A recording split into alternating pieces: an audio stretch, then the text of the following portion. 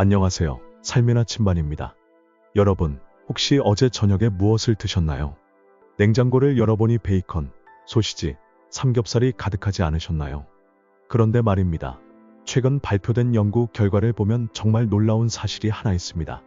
우리가 평소 즐겨 먹는 냉장고 속 고기들 때문에 심장병 위험이 무려 1.6배나 높아질 수 있다는 거예요. 특히 65세 이후에는 더욱 조심해야 합니다. 왜냐하면 우리 몸의 대사 능력이 떨어지면서 같은 음식을 먹어도 더 큰 부담을 주기 때문이죠. 오늘 이 영상에서는 65세 이후 꼭 줄여야 할 고기 4가지와 반대로 건강을 지켜줄 고기 4가지를 아주 쉽고 명확하게 알려드리겠습니다.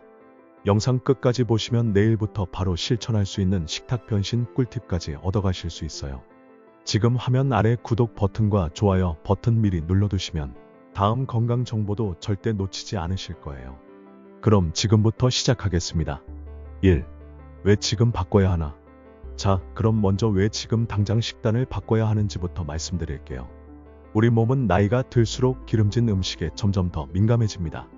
20대 때는 삼겹살을 먹어도 별 문제 없었는데 나이가 들수록 속이 더부룩하고 소화가 안 되는 경험 다들 있으시죠? 실제로 미국 하버드 대학교에서 20년간 추적 조사한 결과를 보면 같은 양의 기름진 고기를 먹어도 20대보다 70대가 혈관이 더 빨리 막힌다는 연구 결과가 나왔습니다. 이게 왜 중요하냐면 혈관이 막히면 심장병, 뇌졸중의 위험이 급격히 높아지거든요. 그리고 이런 질병들은 한번 걸리면 평생 관리해야 하는 만성질환이 되죠. 하지만 좋은 소식도 있어요. 식단을 조금만 똑똑하게 바꿔도 병원비와 약값을 크게 줄일 수 있다는 거예요. 지금부터 어떤 고기를 피하고 어떤 고기를 선택해야 하는지 구체적으로 알려드릴게요. 2.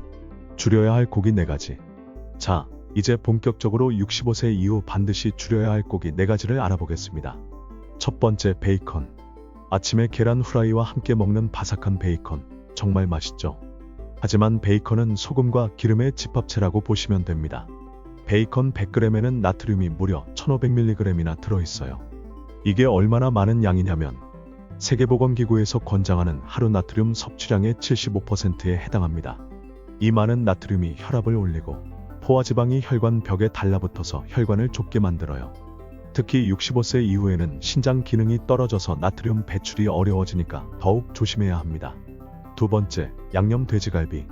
달콤한 양념에 구운 돼지갈비, 생각만 해도 군침이 돕니다. 하지만 여기에는 숨은 위험이 있어요. 양념이 불에서 타면서 생기는 까만 부분 보신 적 있으시죠? 이 까만 부분에는 헤테로사이클릭 아민이라는 발암물질이 들어있습니다. 이 물질이 우리 몸에 들어가면 세포를 손상시키고 염증을 일으켜서 관절통까지 유발할 수 있어요. 더욱이 양념에 들어있는 설탕이 혈당을 급격히 올려서 당뇨 위험도 높입니다. 세 번째, 소시지와 햄. 간편하게 먹을 수 있는 소시지와 햄, 특히 바쁜 아침에 자주 드시죠? 하지만 이것들은 말 그대로 방부제와 소금 덩어리라고 보시면 됩니다. 소시지 한 개에만 해도 아질산나트륨, 아질산칼륨 같은 방부제가 들어있어요. 이런 방부제들이 우리 몸에서 니트로사민이라는 발암물질로 변할 수 있거든요. 실제로 세계보건기구에서는 하루에 소시지나 햄을 50g만 먹어도, 그러니까 소시지 한 개 정도만 먹어도 대장암 위험이 18% 증가한다고 발표했습니다. 네 번째, 기름 많은 삼겹살. 우리나라 사람이 가장 사랑하는 고기, 삼겹살입니다. 맛은 정말 최고죠. 하지만 삼겹살의 지방 함량은 무려 35%나 됩니다. 이 많은 기름이 뱃속으로 들어가면 장에서 염증을 일으켜요. 그리고 이 염증이 전신으로 퍼지면서 당뇨병, 심장병 위험을 높입니다. 특히 삼겹살을 구울 때 나오는 연기도 문제예요. 이 연기에는 벤조피렌이라는 1급 발암물질이 들어있어서 폐까지 자극할 수 있거든요. 그렇다고 아예 먹지 말라는 게 아니에요. 주 1회 이하로 줄이고 구울 때는 환기를 잘 시켜주세요. 3. 대신 챙기면 좋은 고기 4가지. 자, 이제 피해야 할 고기들을 알아봤으니 대신 챙기면 좋은 건강한 고기 4가지를 알려드릴게요. 첫 번째, 고등어와 같은 등푸른 생선. 고등어는 기름이 많다고 생각하실 수 있는데 이 기름은 완전히 다른 종류의 기름이에요. 바로 오메가-3 지방산이죠. 오메가-3는 혈관 벽을 부드럽게 만들어서 혈액 순환을 도와줘요. 실제로 일주일에 등푸른 생선을 2번 이상 먹는 사람은 심장병 위험이 30% 감소한다는 연구 결과가 있어요. 고등어 외에도 삼치, 꽁치, 청어 모두 좋습니다. 구워서 드시되 너무 태우지 마시고 적당히 익혀서 드세요. 두 번째, 닭 안심과 가슴살. 닭 안심과 가슴살은 부드럽고 기름기가 적은 대표적인 저지방 고단백 식품입니다. 65세 이후에는 근육량이 급격히 감소하는데 이때 양질의 단백질 섭취가 정말 중요해요. 근육이 줄어들면 넘어질 위험도 높아지고 골절 위험도 커지거든요. 닭 가슴살 100g에는 단백질이 23g이나 들어있어요. 이는 하루 필요한 단백질의 거의 절반에 해당하는 양입니다. 요리할 때는 튀기지 마시고 삶거나 구워서 드세요. 파슬리, 로즈마리 같은 허브를 넣으면 맛도 좋아져요. 세 번째, 소간. 많은 분들이 간을 기피하시는데 사실 간은 작은 크기에 엄청난 영양이 들어있는 영양 덩어리예요. 특히 비타민 B12가 풍부한데 이는 뇌 기능과 기억력 유지에 아주 중요한 영양소입니다. 65세 이후 기억력 감퇴가 걱정되시는 분들에게는 정말 좋은 식품이에요. 간 특유의 냄새가 부담스러우시면 양파와 함께 볶아보세요. 양파의 단맛이 간의 비린 맛을 중화시켜서 훨씬 먹기 쉬워집니다. 일주일에 한 번 정도, 한 번에 50g 정도가 적당해요. 네 번째, 정어리 통조림. 마지막으로 정어리 통조림이에요. 통조림이 건강에 좋다고 하실 수 있는데 정어리 통조림은 정말 훌륭한 건강식품입니다.